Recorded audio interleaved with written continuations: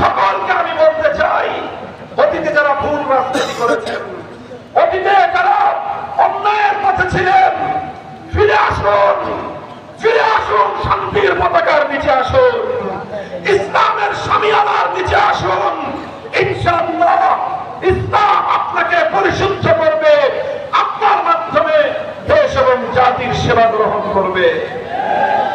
আমার আখেরি পয়গাম, বাংলাদেশের মানুষ এক বুক স্বপ্ন নিয়ে তিনটি আধিপত্যবাদের বিরুদ্ধে লড়াই করেছে।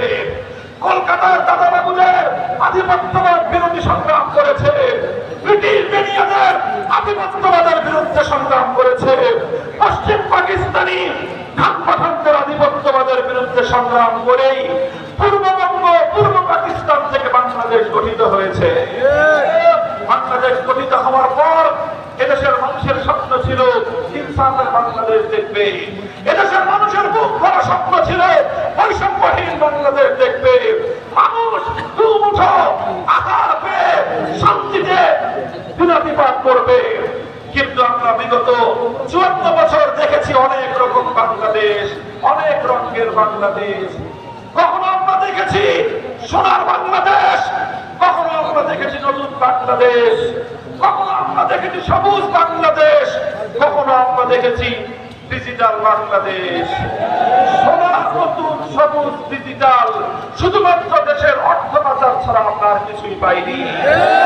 এবার আমরা বলতে চাই, সোনার বাংলাদেশ দেখা শেষ, নতুন বাংলাদেশ দেখা শেষ, সবুজ বাংলাদেশ দেখা শেষ, ডিজিটাল বাংলাদেশ দেখা শেষ। এবারের বাংলাদেশ হবে ইসলামের বাংলাদেশ।